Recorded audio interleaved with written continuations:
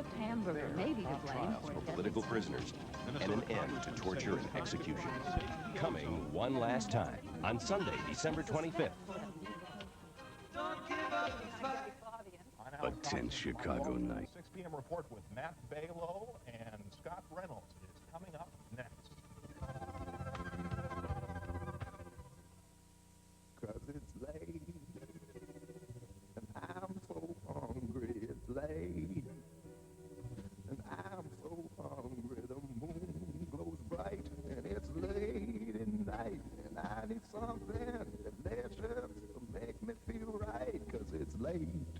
Embers, always open, so you can have whatever you want, whenever you want it. Embers, good food at an honest price.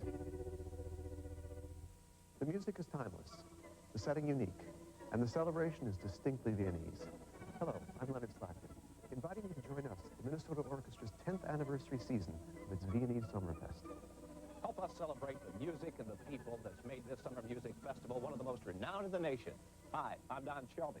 And I'm Colleen Needles. Join WCCO Television in welcoming the sounds of Vienna and the Friends of Music, July 18th through August 12th.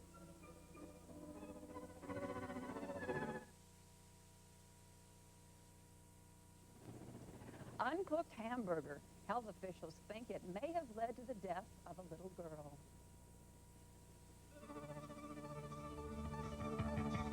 WCCO Television presents Mike Walcher, Debbie Fabian, Matt Balow, and Ralph John Fritz. This is the 6 p.m. report. Good evening, everyone. I'm Debbie Fabian, and Alan Cox is sitting in tonight for Mike Walsher. Well, there's a new health warning out tonight on a popular summertime food in Minnesota. This time, the disease involved may have already killed a Twin Cities child. The food is hamburger, undercooked hamburger. It may be causing a disease that has put 8 Minnesota children in the hospital and 1 elderly person there since February. The illness is called hemolytic uremic syndrome, HUS for short. It can damage the kidneys and cause problems with blood clotting. Most children can recover from the infection, but a 3-year-old girl in the Twin Cities died from a severe case of the disease this month. It's spread by a kind of bacterium often found in ground beef. And the Minnesota Health Department has detected those bacteria in recent hamburger samples.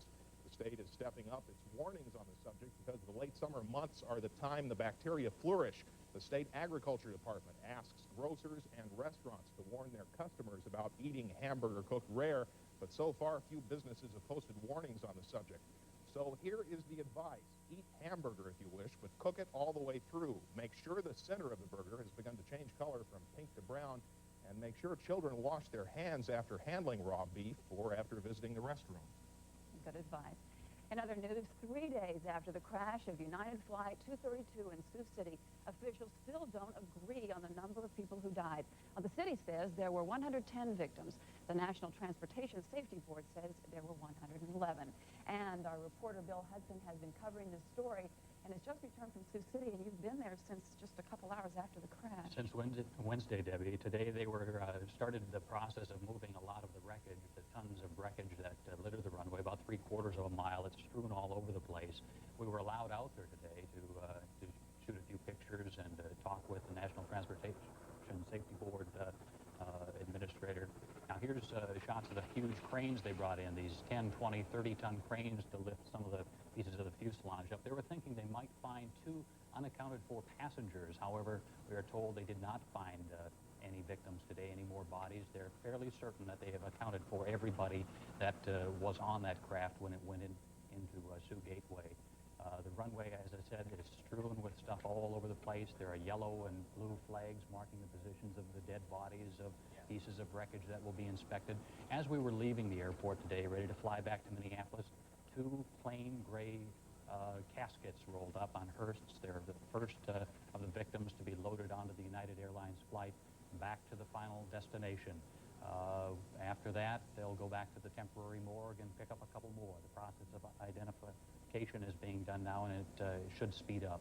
I know from covering the Detroit crash 2 years ago that the saddest image that lingers is not so much that wreckage, but it's that scene of that procession of hearses going from the temporary morgues to the hotels. That's a very depressing scene, and there are also very depressing stories that you hear about. We heard about one story of a a mother who perished in the crash. Her 2 children survived. Also today, as we were going through the checkpoint to go out onto the runway, a bus pulled in, and it was full of survivors' families. And obviously they were very shaken. They were holding each other and very emotional. They were being brought to a hangar where all the luggage was collected. They were going to claim the luggage of their loved ones. Very tough to take. You don't like to see things like that. Bill, as a reporter, now you're out there to gather facts and all, but what's it like? What does it feel like to actually be amongst all of that? Today is the first day, I think, for me that it really sunk in, because I was allowed out onto the runway to actually walk around and see the wreckage and just the massive display of what must have been terrible carnage. And it really sunk in today. Prior to today, you're kind of removed from it. You're away, you're held back by a fence, and you're just seeing everything through a zoom lens, other than seeing the relatives come and go. But it shakes a person, it really does. You don't like to cover stories like this. No. Okay, well, thank you, You bet. for bringing us the information. In some other news now, a Minnesota District Court judge today issued a temporary restraining order to limit the demonstrations at the Boise Cascade plant in International Falls. Judge Robert Graff's order limits demonstrators to no more than 3 people per gate, and they have to be at least 20 feet from the gate. Union workers have been protesting the use of non-union labor for Boise's $535 million expansion. An Eden Prairie man is showing signs of recovery after an attack by a grizzly bear in Montana. Daniel Miles remains hospitalized at Great Falls, but his condition has been upgraded from serious to satisfactory. Miles was bitten on the head, face, elbows, hands, and legs. His hiking companion, Janet Clapper, was also bitten, but not as severely. They were hiking a backcountry trail in Glacier National Park last week when they suddenly encountered a mother grizzly with 2 cubs. 2 Minnesota congressmen are among the co-sponsors of a bill designed to protect the ozone layer. Today, Bruce Vento and Jerry Sikorsky held a news conference at Lake Phalen to discuss a bill they consider one of their top priorities. Darian Ward reports. Summer weekends on the lake could be marred by a silent killer if nothing is done to save the deteriorating ozone layer. That's the message from some Minnesota lawmakers who are pledging their support for the Stratospheric Ozone Protection Act of 1989. Einstein's quote was that civilization is a race between education and disaster, and that's clearly the case here, that we have to put into effect the public policies that reflect the best knowledge we have on ozone depletion. CFCs, otherwise known as chlorofluorocarbons, are the culprits. They're found in styrofoam cups, air conditioners, and refrigerators. That's where they come from. The common thread running throughout them is that they tend to be too stable for their own good. They are released at the Earth's surface and do not break down until they reach the stratosphere, where they can do some harm. By the year 2075, researchers estimate that if the present rate of ozone depletion continues, 40 million additional skin cancers will be reported. Of those, about 800,000 will die from it. Eye problems are also on the list. 12 million more people will suffer cataracts. And farmers can expect reduced crop yields along with an overall global warming, which causes droughts, heat waves, and rising sea levels. To avoid this fate, lawmakers say changes must be made in national and international policies. Individual lifestyles must also be altered. We may find some of the coolants that are used are less efficient. It may cost a few pennies more for electricity. It may mean that we have to drink out of wax cups rather than styrofoam for a while. But if we get absolute substitutes, there'd be no change. I mean, I don't think that it's a very big sacrifice to go back to paper or wax cups and avoid the styrofoam type of problem if it gets down to that. Darian Ward, WCCO Television News, St. Paul. The legislation Vento and Sikorsky are proposing requires a complete phase-out of the 10 most ozone-depleting chemicals by 1996. Some boarded-up homes on St. Paul's east side got a lot of visitors today from potential owners. It's all part of a plan to revitalize the east side of St. Paul. Prospective owners will submit bids, and the winners will be chosen in a lottery. The people in the area want to make sure the new owners will restore what they have bought. I guess we're very sensitive to the historic quality of the Dayton's Bluff area, and if we can, we'd certainly like to restore these homes. Today was the only chance to see the homes close up. The lottery will be held July 28th. Two of the protesters arrested in Duluth yesterday will stay in jail until Monday. They were part of a demonstration against a marine exercise at the city's Park Point beach. 8 people were arrested and will be charged with disorderly conduct. John LaForge Jr. and Ed Kale are still in jail. Kale will be charged with assault for allegedly punching a police officer's horse. LaForge refused to show identification when he was arrested. Well, sometimes people say, I'll do that on a cold day in July. How about Christmas in July? Coming up, it may only be July, but some low-income Twin Cities residents did receive a Christmas dinner today. We'll have that story when we come back. The Baltimore Orioles are flying high, but could run into trouble at the Dome. See the Twins try to pluck the birds Tuesday and Wednesday night by ordering these pay-per-view games. People love the listen all day sound of the Light FM, 103 WLTE. Pick it up from the top. We're already there. You don't need to worry about the... People love the listen all day sound of the Light FM, 103 WLTE. The only place you'll hear relaxing light songs. Start your day elsewhere? That's okay. Because no matter how you start, spend the day with the Light FM, 103 WLTE. If you're talking about it, True. I read it in the paper. Unbelievable. Can you believe that? if you're gossiping about it, I'm telling you, that's what it's coming to. it's on Donahue. If you're affected by it, This will affect a lot of people. if you're fascinated by it, Oh my goodness, look what they're saying here.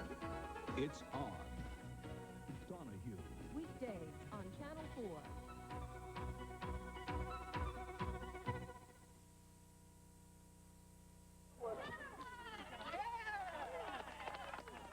There was plenty to cheer about in Roseville today. The Minnesota Special Olympics Summer Tournament was held at the Northwestern College campus. The competition included a soccer weave and a tennis tournament. About 200 Special Olympians and coaches showed their skills. Some of the people out for a walk around Lake Harriet this morning had an international cause in mind. Walkers were raising money pledged for aid to people in Nicaragua hurt by a hurricane last October. That storm and later drought conditions laid waste to thousands of acres of farmland, so money is being raised to buy oats from American farmers. Organizers are also celebrating the 10th anniversary of the revolution that overthrew the Somoza regime in Nicaragua. At Christmas time, there is a big effort to make sure the elderly and the shut-ins are not forgotten. But in the summer, there's concern, too. People are busy or on vacation, and the elderly are sometimes lost in the shuffle. Okay, I've got a dinner here for you, Bernadine.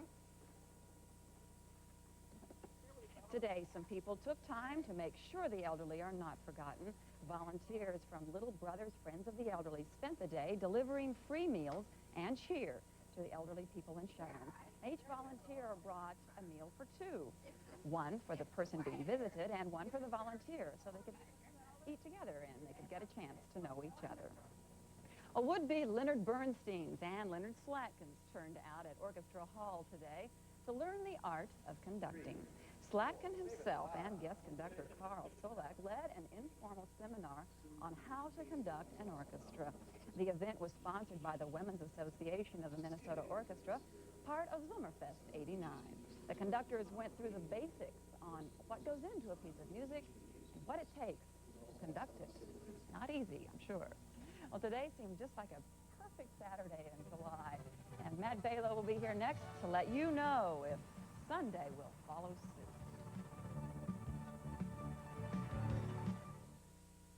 People love the listen all day sound of the Light FM, 103 WLTE.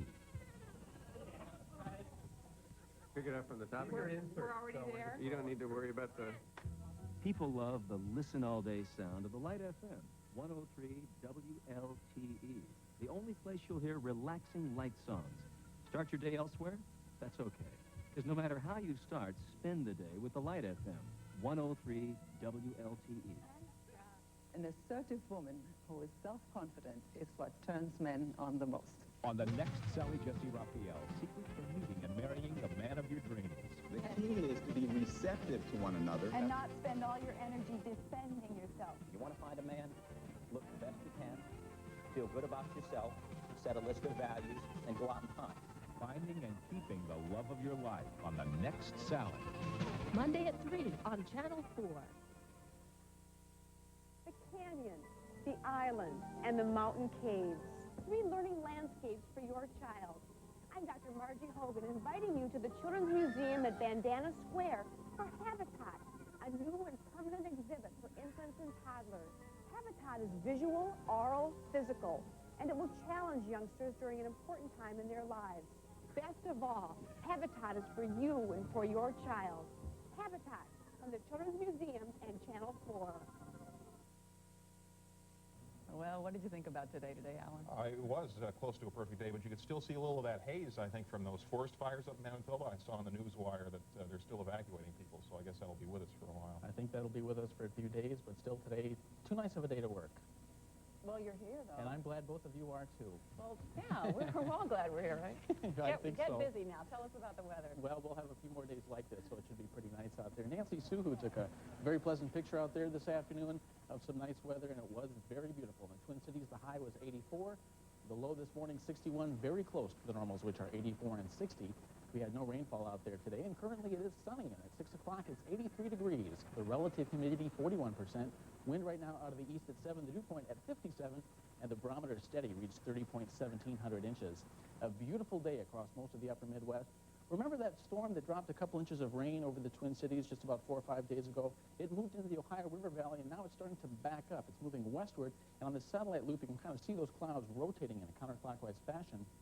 It's bringing some clouds into Iowa right now, parts of southeastern Minnesota as well, and back into southern Wisconsin, but we've just had a little bit of haze out there besides the sunshine in the Twin Cities, and temperatures very seasonable, mainly mid-80s across the state, some 70s down in southern Minnesota and back into Iowa, and those dew points have been rather reasonable as well, mainly in the 50s, a few 60s in Minnesota, and more 60s down in Iowa with all of that moisture, and with that instability from that storm system, they've also been getting a little bit in the way of shower activity.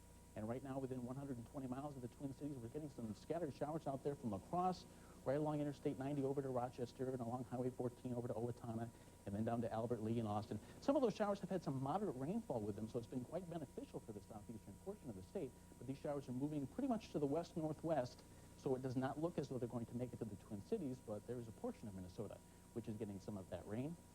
Many states are getting rain this afternoon. Some high pressure off the coast is pumping up moisture to the east, and some scattered showers and thunderstorms extend throughout most of the eastern half of the country.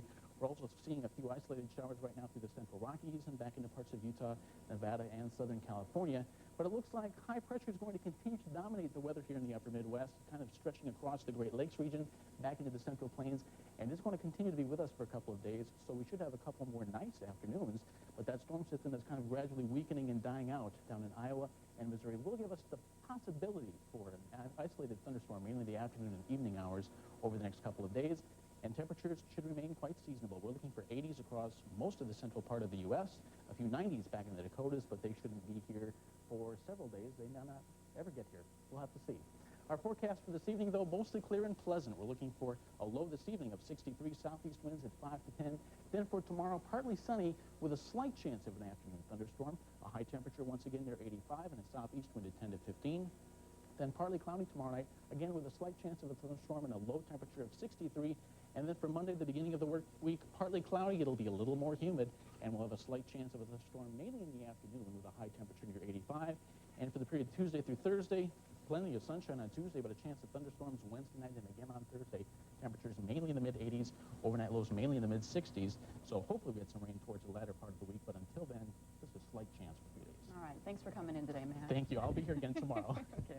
Oh, sure.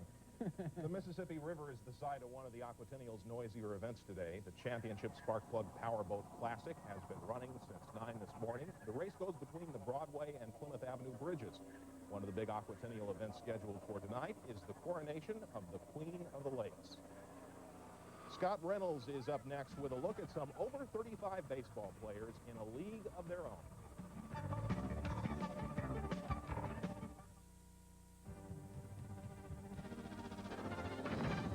Killed his girlfriend's baby and was sent to prison for life. But the state of Alabama made a bureaucratic blunder and set him free. Now a grieving mother lives with the pain, and a killer is free in New York. I realized this week how much I miss her. Why is William Shank free? Exclusively on Channel 4, Monday.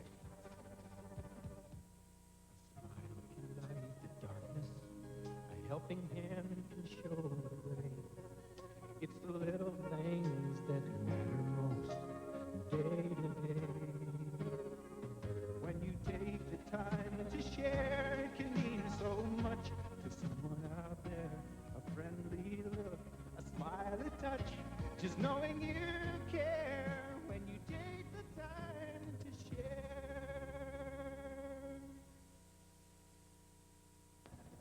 We've got a game just a little more than an hour away here on Channel 4. Yeah, coming up to 7:35, and the Brewers, boy, they are a thorn in the Twins' side again. And it happened last night at County Stadium as well. The Twins, of course, have struggled all year, and no secret that Shane Raleigh has as well. The questions to his future seem to be surfacing once more. Earlier this season, Raleigh ran into some hard luck. The Twins not scoring for him when he pitched well. Well, last night, Greg Brock provided the answer, a 3-run shot off of Raleigh in the third inning that pretty much settled it. The Brewers win it 5-3 over the Twins. Tonight, it's Roy Smith on the mound. He's one of the more consistent pitchers for the team this season. The offense usually provides with some runs as well. He'll pitch against Milwaukee's Jaime Navarro. Game time 7:35 here on Channel 4. A battle of division leaders in Oakland this afternoon. The Orioles led 1-0 over the A's when Tony Phillips singled in the second off of Harnish, and that scored Henderson. 1-1 game, and Orioles catcher Mickey Tettleton felt like Carl the Truth Williams here. A foul ball jolts him like a Tyson left hook, but unlike the Truth, Tettleton managed to stay in the game after getting rocked by that one, and Oakland wins it 3-1 over Baltimore.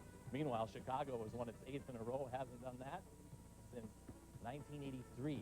Pete Rose had reason to smile this afternoon. New pitcher Tim Leary muzzled Montreal, and the Reds led 5-1 in the 9th inning, but with 2 men on, reliever John Franco gave up this 3-run blast to Rex Hudler, and the Reds found themselves just 1 run ahead. It was 5-4. Another man gets on base, and the diminutive Damaso Garcia delivered the decisive blast, a 2-run shot. Franco gives up 5 runs in the 9th inning, and the Expos go wild at Olympic Stadium, winning it 6-5. Elsewhere, it's Houston leading Philadelphia in the 4th, and San Francisco loses at Wrigley Field 5-2. With 1 day of racing remaining in the Tour de France, American Greg LeMond remains 50 seconds behind Laurent Fignon of Italy. Gianni Fidanza of Italy won today's 20th stage of the Tour, while LeMond and Fignon completed the day with identical times. LeMond must make up the 50-second deficit over a short 15-mile stretch between Versailles and Paris, where the finish line awaits. And while the time trial leg is LeMond's strongest event, a Tour victory for him remains a very long shot with that deficit.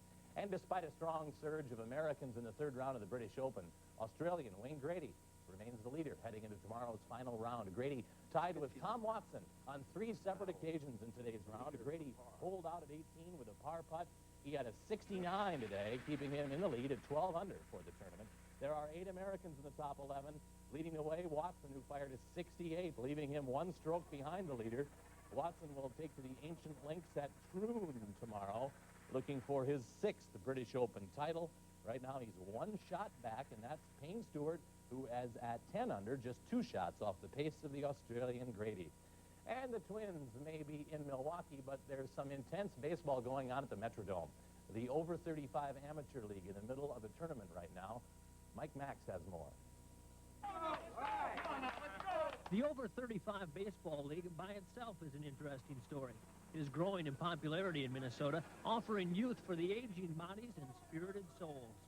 You know, you think you're all done, and all of a sudden somebody comes up with a league for old people, and everybody's rejuvenated, and it's really an opportunity to play against people that are a step slower like you are. Just about anybody that steps on a baseball field has dreams of playing in the big leagues. For this group of over 35-year-olds, that dream came at least partially true by being able to play in a major league park. Yeah, boy, get out, look it out! It's part of a weekend tournament. It allows people like East St. Paul's 49-year-old pitcher John Ogren to take center stage. What's it like for you to pitch off the same mound that Frank Viola pitches off? Quite a thrill, yeah. As good as it gets. This is more than a local event. San Diego brought a team to town. The San Diego Gems travel throughout the country and find the Metrodome accommodating. That's very nice, very nice. We're impressed. It's the first time any of us has played on AstroTurf, and we like it. You can't lose sight of the fact that for this tournament field, playing in the Metrodome is a bonus. The real love is playing baseball. I'm tired, but the fact that, you know, it's baseball, we can get out and play it, it keeps you going. Just another day at the yard.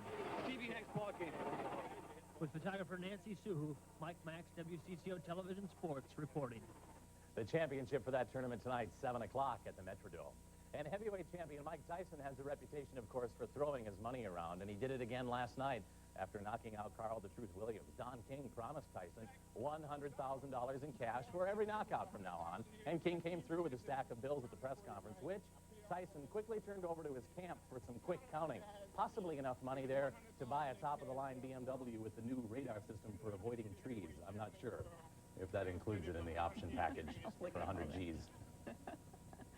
$4 million for 93 seconds of work. And for then defeating the truth. It's kind of sad, isn't it? Carl the Truth. He got the truth, didn't he? It's a fact. Pow. I'll show you the truth.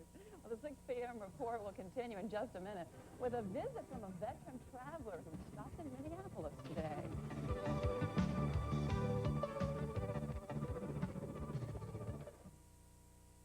Announcing Pontiac's Excitement Countdown. Get your share of $200 million in factory cashback available on all new Pontiacs now in dealer stock. Like up to $1,850 cash back on Grand Prix and Grand Am for qualified first-time buyers. Or get 2.9% GMAC financing on any hot new Pontiac. Count on it during Pontiac's Excitement Countdown. See your Pontiac Excitement dealers now, where the cash back is high or the financing is low. When I got my SATs back, I gave up getting into the college I wanted to go to. Joy was a senior in high school when I found she had a severe focusing problem. My doctor at iLab prescribed new glasses, and I wish I'd had them before the exam. I suggested she retake her college boards with her new glasses. At iLab, doctors take every step to help you see better. 21 steps in all. Joy's score went up 300 points. And guess what? I'm now a junior at Duke. Now at iLab, buy one pair of glasses, get a second frame free. After forecasting the weather for more than 20 years, you learn to trust your instincts. Weather Center 4's Mike Fairborn. I've seen the technology of gathering weather information change dramatically over the years, but sometimes it takes more than just technology. It takes a gut feeling to make the right forecast. And that only comes with the experience, because out here it's my family that counts. Mike Fairborn and the Weather Center 4 team, keeping you ahead of the storm. Will Steger continues his journey toward Antarctica, but he's still making news back home. Well, that's because one of his dogs stayed in Minnesota to do a little PR work. Now, this is Zippity, and she's the mascot for Steger's Trans-Antarctica expedition. Today, Zippity and one of Steger's trainers were on hand to explain how the sled dogs were trained for this 7-month adventure. The trainer, we hear, did most of the talking, but Zippity got most of the attention. The Antarctic trek begins August 1st, and Steger is now somewhere in South America. Sounds good. Any chance of rain out tonight, gentlemen, for this game coming up in an hour? No. No? They both agree. Unbelievable. We don't have this during the weekdays. Sports and weather agreeing. The game's coming up at 7:30, and we'll be on after that. That's right. We'll see you then. Bye-bye.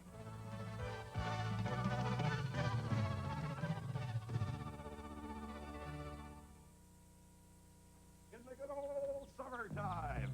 Hey, I just can't get enough fresh vegetables. And to make them even more delicious, I always keep a little extra butter on hand. Lend me your ears, and I'll tell you what a little pat of butter does for fresh sweet corn, and how creamery butter makes fresh zucchini gourmet cuisine. You know, green beans would turn blue if they knew that I was out of butter. So head to the store and have your veggies Willard's way with real butter. Now, where'd those Brussels sprouts run off to?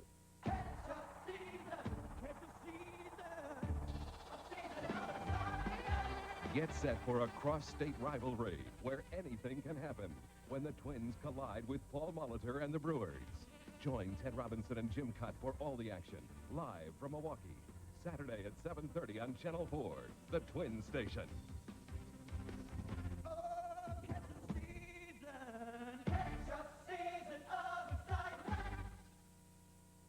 Play to win. Team up with the Minnesota Twins, Coca-Cola Classic, Hardee's, and Channel 4 to play the Coca-Cola Classic Sports Ticket Game. Win trips for 2 to great sporting events, including the World Series, the All-Star Game, the Super Bowl, and more. Plus, win Twins tickets and other great prizes. It's simple. Sign up at any participating Hardee's. Then watch the televised Twins games. If your name is read, you'll have 44 seconds to call in and win. Great sports tickets from Coca-Cola, Hardee's, and Channel 4. WCCO Television, Minneapolis, St. Paul.